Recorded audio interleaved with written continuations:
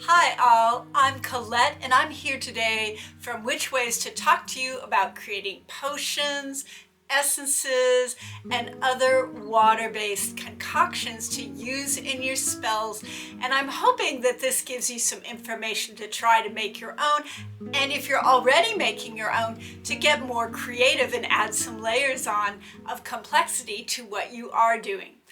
Potions and water-based concoctions can be used to enhance spell workings. They can also be used to help you move through things. And it would be great to hear from you what you think potions are and ways that you use them in the comments below. Enjoy! There are a lot of different types of potions, and I'm going to share just a couple that I've added variations and twists and layers to, that I've either developed those complexities myself or developed them with friends. And some of these methods have been used for thousands of years. Let's talk about making a concentrated magical spray.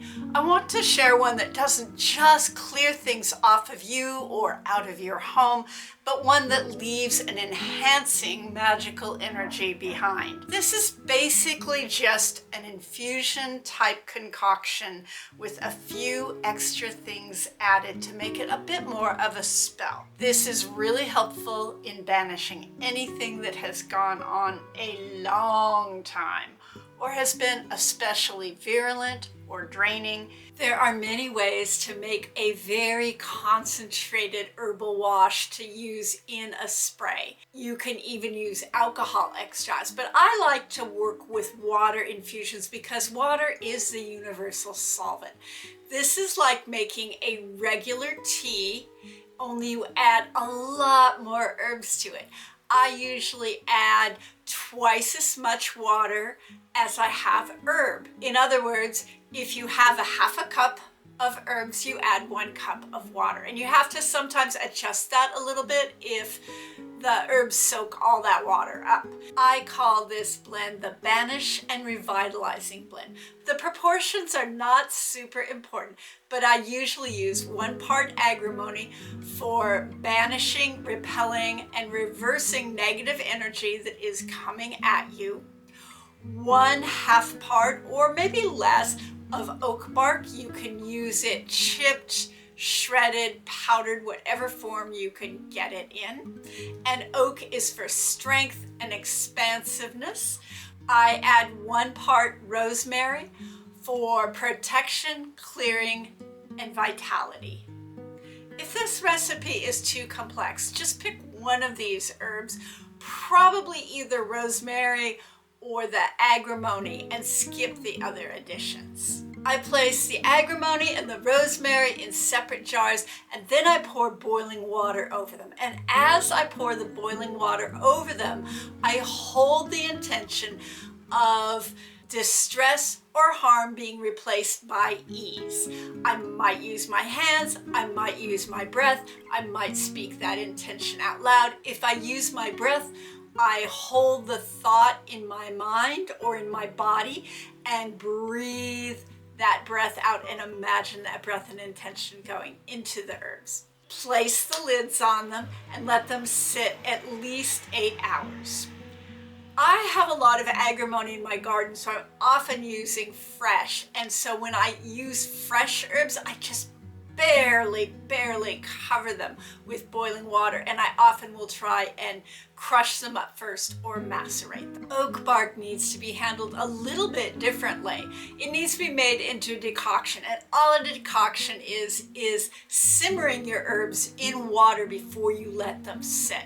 So I simmer my oak bark in a pan with the lid on for anywhere from 30 minutes to about 2 hours, and you have to keep an eye on it to make sure that the oak is not absorbing all the water.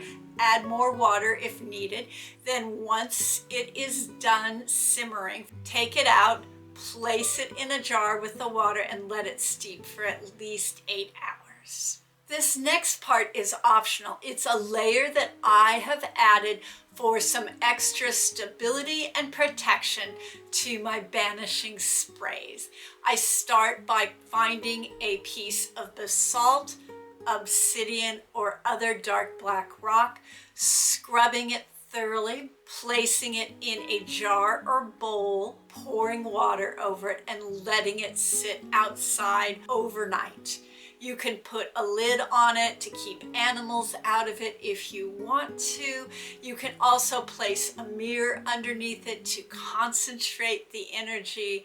And in the morning, you bring it in and start to get ready to create your potion with the other ingredients. Once you have everything steeped, then strain each thing out and combine them into a large bowl, one at a time, speaking your intention for that particular ingredient as you pour it into the bowl. Once everything is combined, hold your intention again and breathe or speak that into the whole combination. When you're done doing that, I think it's good to strain it through either a coffee filter or several layers of unbleached muslin in order to get out any dust or particulate matter from the herbs so that you don't clog your sprayer. Another layer that I've added onto this is that if the sun is out, I like to let the jar of combined infusions sit out in the sun for a little bit, even if it's just a few minutes, and let the light shine through it. I feel like this really helps with bringing the sun's power of radiance and vitality into the spell. Another option is to add something fragrant to your finished spell water. Having some really pleasant floral fragrances from plants is really helpful in leaving some supportive, calming, and refreshing energy behind after you've cleared things out. You can add a small amount of food grade rose water. I like to add it just a little spoonful at a time because it's really easy for rose to overpower everything else. If you don't have rose water, you can add just a few drops of essential oil of lavender, and that will do the same thing. If you want to keep this over time, you're going to have to find some way to preserve it. Since you aren't going to be taking it internally, you're going to be spraying it, it's fine to use rubbing alcohol to preserve it instead of more expensive brandy or vodka or Everclear, but it's fine to use those if that's what you have on hand. When you're using rubbing alcohol, since it's so concentrated, you only need to use 1 ounce of rubbing alcohol for every 9 ounces of your potion. If you're using brandy or vodka, I would recommend using at least 2 ounces of that alcohol for every 8 ounces of potion that you're trying to preserve. Essences are a really broad category of potions. Basically, what you're trying to do is to bring the magical properties or call a certain energy from something into the water rather than the physical properties. So a lot of you know already about making full moon water or dark moon water, which is a kind of essence itself. Some of you may have heard about flower essences where you use sunlight to imprint the magical signature of the flower into the water. The water that you made earlier with the obsidian or the basalt is also a kind of essence. The first one is making a Sabbath essence for one of the holidays of the Wheel of the Year. And I use these magically whenever someone is struggling to adjust to a seasonal shift, or when they need the qualities of that particular seasonal energy. For example, you could use Samhain essence for help with communicating with the dead, for help with grief or loss, or if you were having a hard time adjusting to the idea of winter setting in with its cold. You might use a Beltane essence for making the transition out of that deeply reflective inward time of winter into the more outward expansion of summer. Or if you were trying to call to you love, or sex energy. I make this very similarly to how I make moon water. I take a bowl of water in a mirror. I set the mirror down outside at around sunset for winter Sabbats or at sunrise for summer Sabbats. And then I place a bowl of filtered water on top of that.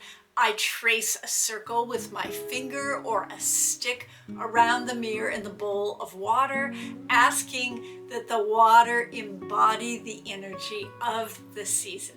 Then I let it sit either overnight or all day, depending on whether it's a winter or a summer essence I'm trying to make. Occasionally, I will add seasonal plants that are at their peak that look shiny to me, and I don't put them in the water on the mirror. I put them outside the edge of the mirror to act as focalizers and support for pulling in the energy of the season, but you don't have to do that.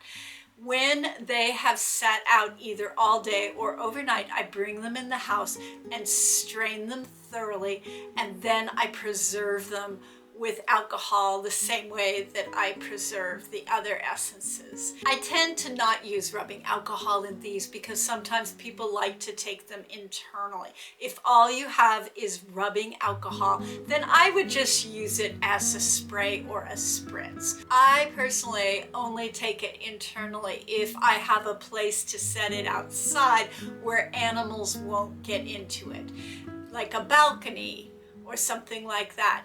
The other thing that you can do is put a clear glass plate over the top of the bowl and put a rock on top of it. But I don't find that ideal, but it will work if that's all that you can do. Sabbath essences can be used like moon water on paper in order to enhance any holiday related spells that you're working with or writing down. They keep for about a year. However, you can use a group's energy to make an essence for a specific purpose. You just place a bowl of water in the center of your ritual, and then you infuse the water with the ritual energy of a specific intention. You can drink it together immediately afterwards if it's an intention that you want to embody. It can also be given out to be distributed in specific places to let the magic act out in the world. This is very helpful for things like cultural change or social justice magic. And I also feel, though, that it's important to do an additional physical act like donating or physically supporting the cause that you're working for, in addition to doing things like essences and rituals in order to give the magic a key or a door into the human world. Last week I made an essence that was a combination of a moon essence for the full moon and a flower essence. I had wanted to make a white violet essence on the full moon for quite a while, so I got a chance to do it last week. I placed my mirror outside with a bowl of water on top of it, and as the moon rose, I added just a few violet flowers that were very strongly scented. In the morning, I brought it in, strained it, added some alcohol to preserve it. I'm still learning what this essence is for. I feel like it will be good for resiliency and clarity of the heart, and I also have a feeling it might be good for enhancing communication with certain parts of the other world. I'll let you know. The idea that I want to get across here is that you can elaborate and add layers onto any potion that you make, whether it is a simple infusion or an essence. You can create a very complex altar for the essence to sit on as you're making it. Pick objects that have to do with the intention of the essence that you're trying to make. For instance, if you're doing an essence about the wild, you might put bones, feathers, rocks, fir branches, stag horns, or things like that. You can also let it sit under the sun or the moon, either as it's been created or once you're bottling it up. You can also freeze it for a while if it needs to cure and slow down the process and needs some of that wintry, icy energy in it. And if you're working with a group, you can also pass the bowl of water around the circle and have each person put their intention into the bowl of water to enhance your potion. You can place gems or rocks around it or in the essence as you're making it. You can do all these things individually or together. You can also call on various deities or beings if you work with spirits to help you create the essence. Just pick one that is in alignment with your intention and that you have a relationship with. You can also place rune symbols or Celtic tree Ogham symbols around the potion as you're making it, or trace that symbol over the water as you're making it.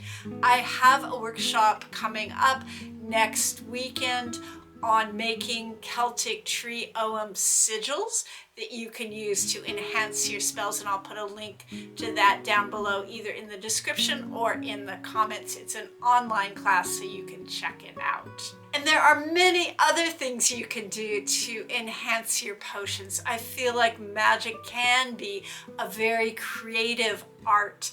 It's not just a craft where you follow rules. It's an art. I'd love to hear any thoughts you have on what kind of rocks or plants you would like to make essences from. I hope you've enjoyed this video. If you have, please like, subscribe, and hit the notification bell. Until next time, stay safe and be well.